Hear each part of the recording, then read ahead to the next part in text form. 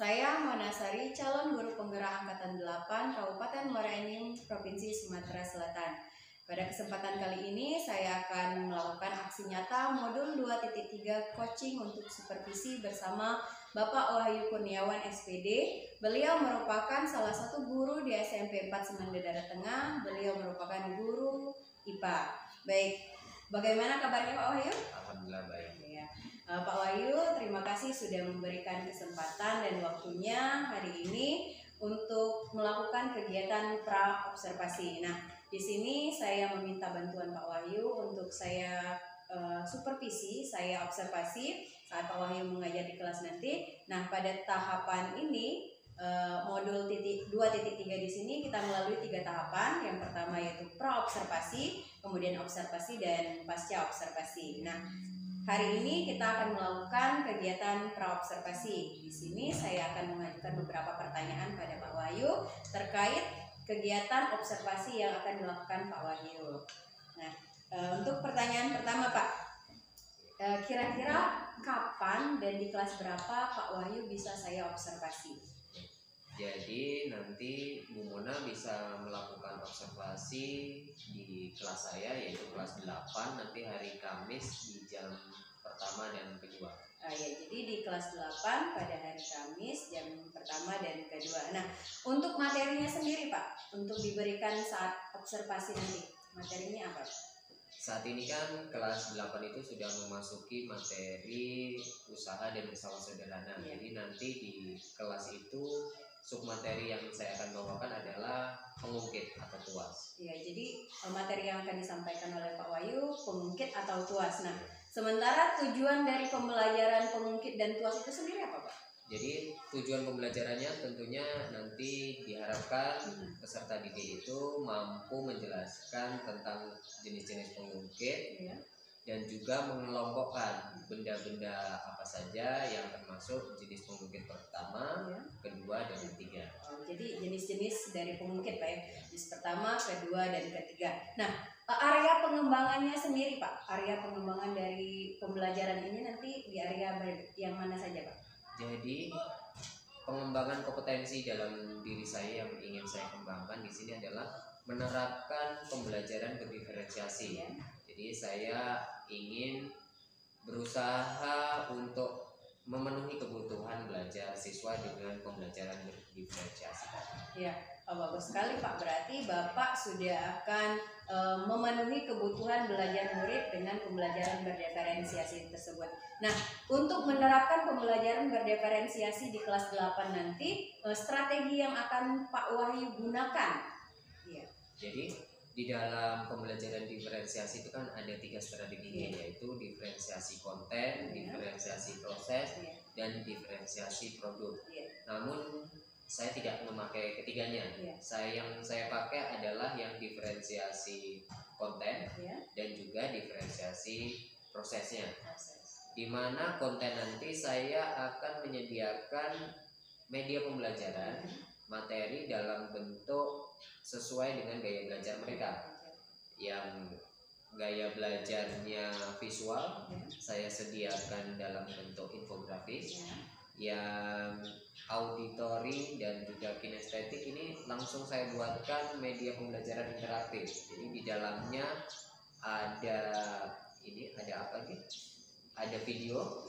Kemudian untuk kinestetiknya ada gamenya. Jadi melalui game mereka belajar. Jadi bermain sambil belajar ya, benar. Ya, jadi strategi yang disiapkan Pak Wahyu yaitu menyiapkan sesuai kebutuhannya, lebih ke konten dan proses. Ya. Nah, untuk proses tadi Bu Mona, saya ini tidak membagi kelompok berdasarkan tingkat pemahaman, tetapi ketika anak membutuhkan bimbingan, kita kan selama pembelajaran kita kan pasti mengamati mana yang anak yang butuh bimbingan dan yang tidak. Jadi di situ nanti saya akan, ketika ada anak yang membutuhkan bimbingan, saya akan bimbing. Ketika ada anak yang sudah mampu secara mandiri, saya bebaskan untuk belajar sendiri. Jadi tidak dikelompokkan berdasarkan kemampuan, tapi lebih ke kebutuhan anaknya. Ya, baik. Terima kasih Pak Wahyu sudah meluangkan waktu. Sekali lagi saya ucapkan terima kasih. Mudah-mudahan pada kegiatan observasi nanti bisa berjalan dengan lancar dan tidak ada kendala satu apapun. Ya, demikianlah kegiatan pra-observasi aksi nyata modul 2.3 coaching untuk supervisi akademik. Assalamualaikum warahmatullahi wabarakatuh. Waalaikumsalam warahmatullahi wabarakatuh.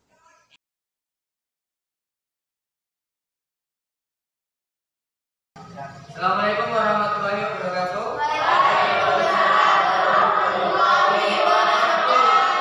Bagaimana kabarnya hari ini? Baik. Alhamdulillah.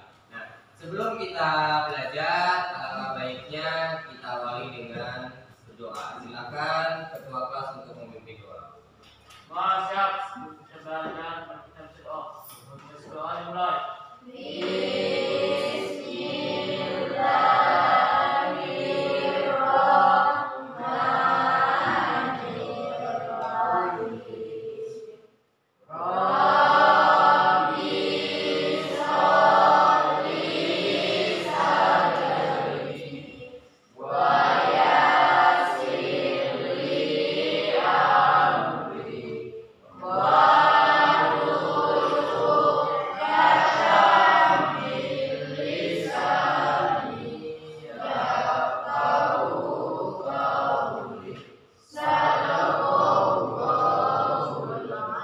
Selanjutnya, hari ini kita akan mempelajari tentang pengungkit atau UAS.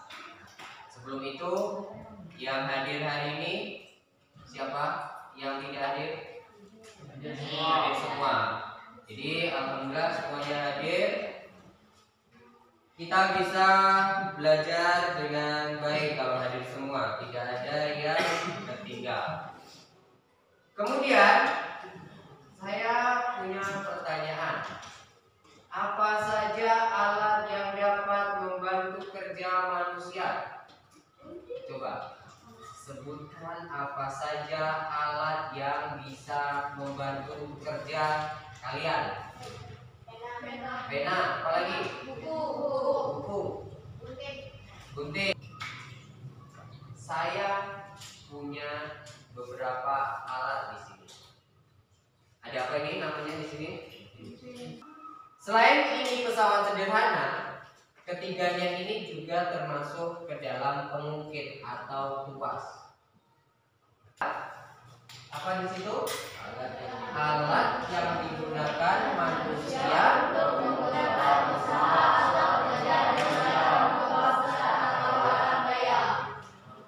pengungkit atau tuas itu ada 3 jenisnya. Jenis pertama, jenis kedua, dan jenis ketiga. Jenis pertama, kedua, dan ketiga. Ada 3 jenisnya. Yang perlu kalian perhatikan dalam membedakan mana jenis pertama, mana jenis kedua, dan mana jenis ketiga adalah 5 ini. Titik bebannya ada di mana? Ini misalkan di sini titik bebannya ada di pinggir sini. Titik kuasanya ada di pinggir sebelah kanan. Titik tumpunya di tengah. Titik beban dan titik tumpu ini disebut lengan beban. Kalau panjangnya titik tumpu dengan titik kuasa di sini namanya lengan kuasa. Jadi ketiga jenis tuas tadi atau pengungkit tadi ada 1. Jenis pertama, jenis kedua, jenis ketiga. Jadi letaknya ini berbeda-beda nanti. Mungkin titik tumpunya di pinggir, bebannya di tengah, atau kuasanya di tengah, bebannya yang di pinggir. Itu yang membedakan. Dari sini ada necis atau stapler. Necis atau stapler. Yang ini gunting. Yang ini penjepit kertas. Dari ketiganya ini adalah alat pesawat sederhana. Ini silakan diambil medianya masing-masing.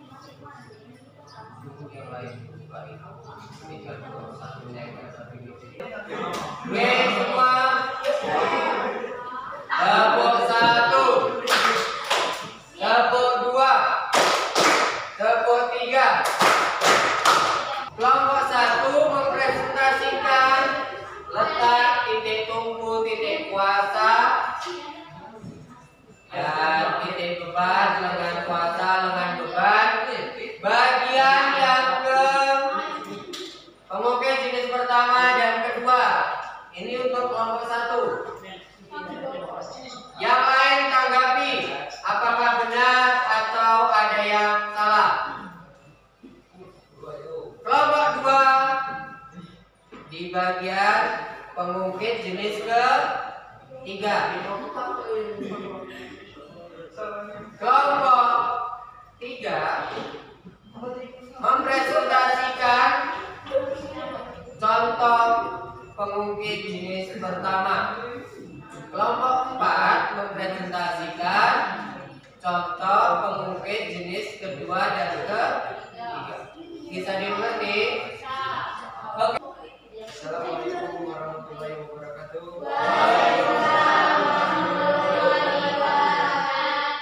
Kami dari kelompok 1 akan menjelaskan pengungkit pertama dan pengungkit kedua. Assalamualaikum warahmatullahi wabarakatuh.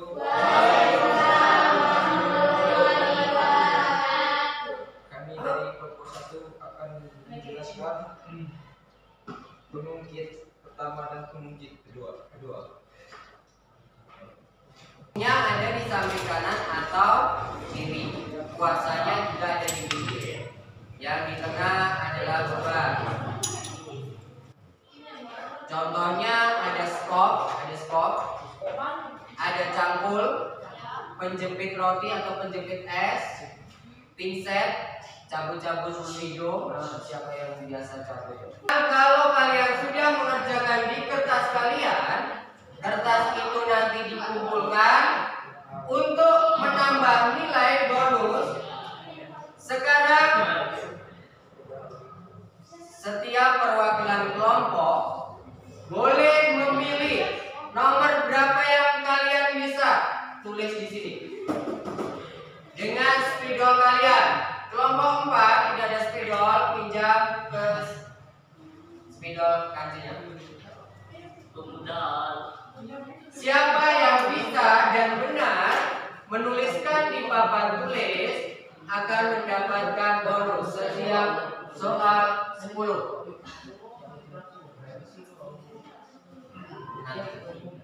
Ayo, silakan maju. Siapa duluan? Spidolnya berbeda-beda warnanya. Pinjamlah spidol temannya yang tidak ada spidolnya. Tulis di sini. Ayo, jangan menunggu selesai di kertas, langsung saja maju. Biar langsung lah. Tulis.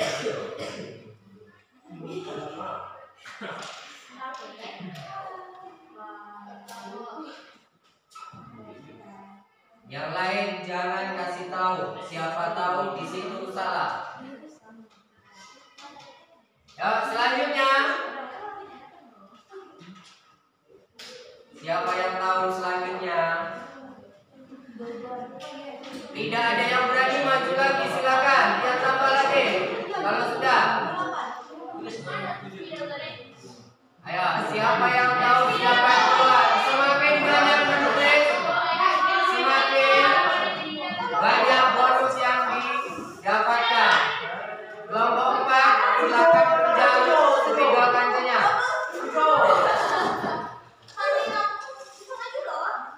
Sampai. Kelompok 4, ayo. Yang nomor 6.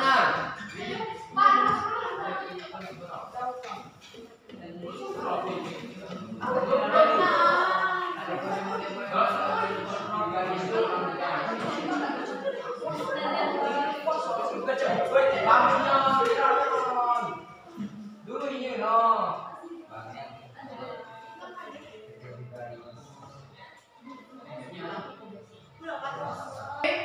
1, 2, 3.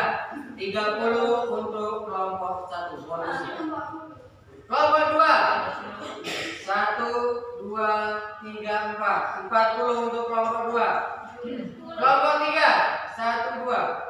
20 untuk kelompok 2. Kelompok 4 200. Tepuk tangan untuk kalian semua. Oke, nanti silakan dikumpulkan TTS-nya dan juga LKPD, TP pertama, jenis kedua, jenis ketiga. Yang membedakan letak apanya? Letak titik, tumpu, titik beban dan juga titik kuasa. Kita akan mempelajari pesawat sederhana jenis bidang miring. Jadi untuk berikutnya kita akan mempelajari pesawat sederhana jenis bidang miring. Ada yang ingin ditanyakan? Tidak ada? Kalau tidak ada, kita akhiri hari ini. Wassalamualaikum warahmatullahi wabarakatuh. Ya.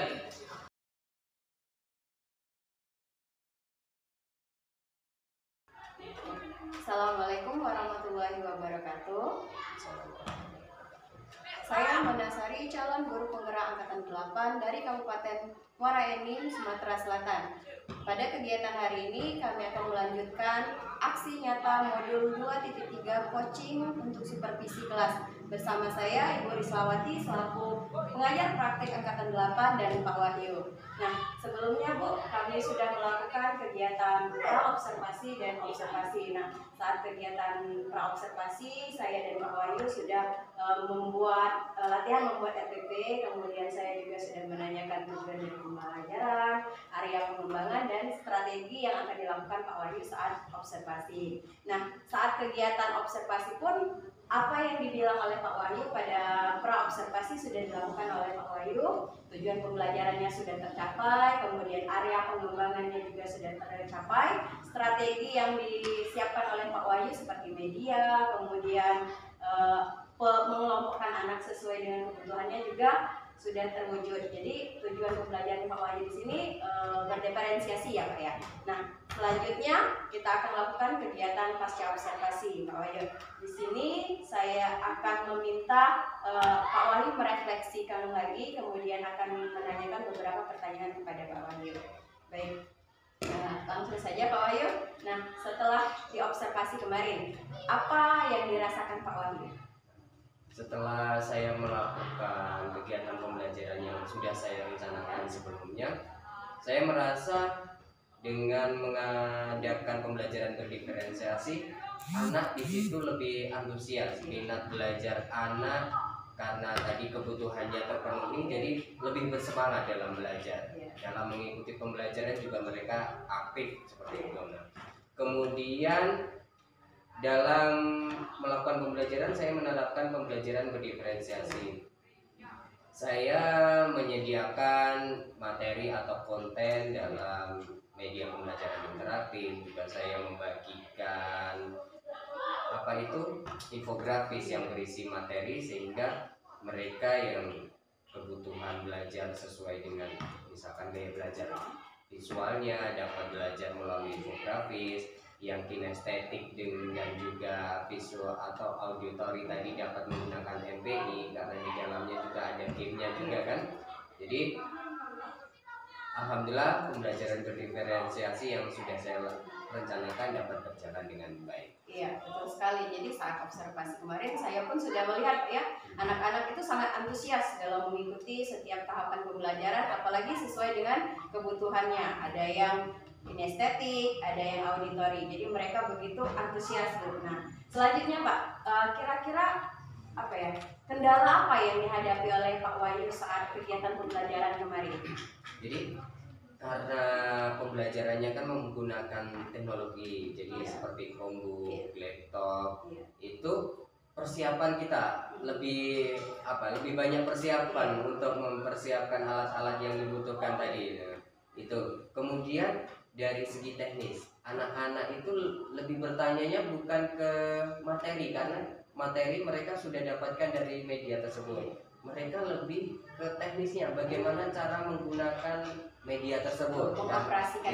Karena belum terbiasa tadi. Jadi itu saja sih kendalanya Bu Mona. Jadi ada dua kendala itu untuk persiapan dan juga mungkin kedepannya perlu pembiasaan menggunakan media teknologi tadi untuk anak-anak. Jadi dengan kata lain kendalanya itu ke teknisnya Pak ya, bukan pada prosesnya. Nah, dari kendala kemudian kegiatan yang kemarin, tindak lanjut yang akan dilakukan Pak Wahyu apa? Tadi sudah dijawab Pak Wahyu, coba boleh diulang kembali Pak. Ya, untuk tindak lanjutnya agar anak-anak tadi lebih terbiasa menggunakan media berbasis teknologi perlu dilakukan secara kontinu. Jadi tidak hanya sampai di sini saja. Berikutnya kita sediakan media-media lainnya yang berbasis teknologi. Kemudian pembelajaran berdiferensiasi ini kalau bisa dilakukan ya seperti tadi kontinu juga. Jadi tidak hanya sebatas ini saja. Kebutuhan murid itu kan selalu berubah-ubah. Jadi murid saat ini mungkin anak inginnya dengan pembelajaran yang menarik, menyenangkan. Mungkin besok berbeda lagi. Kita harus melakukan refleksi-refleksi terus. Apa yang dibutuhkan anak kemudian dan untuk kita jadikan sebagai bahan perbaikan pembelajaran berikutnya. Kemudian untuk meningkatkan kualitas pembelajaran berdiferensiasi saya perlu juga mencari ide-ide praktik baik dalam penerapan pembelajaran berdiferensiasi sehingga ke depan pembelajaran berdiferensiasi yang saya lakukan terutama dapat lebih baik lagi. Itu saja. Ya. Sependapat dengan Pak Wahyu, jadi untuk membiasakan anak perlu adanya kebersinambungan, jadi kontinu baik itu menggunakan teknologi maupun kita sendiri sebagai guru harus memperhatikan kebutuhan anak, apa yang menarik bagi anak itu yang harus kita lakukan. Demikianlah Bu kegiatan pasca observasi. Selanjutnya saya minta kepada Ibu umpan balik dari kegiatan pasca observasi. Baik, terima kasih. Secara sesuai dengan runtut kegiatan hari ini saya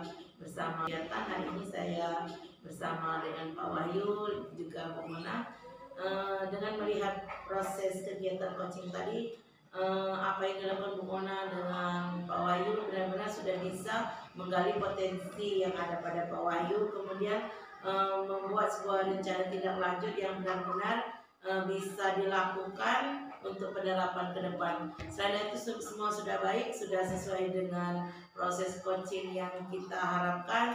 Tetap semangat sebagai pengabdi untuk mencerdaskan anak bangsa. Mungkin hanya itu dari saya, Bu Mona, juga Pak Wahyu. Ya.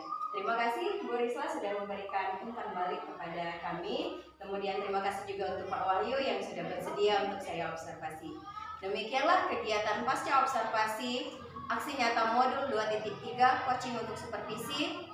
Salam guru penggerak, bergerak, tergerak, dan menggerakkan.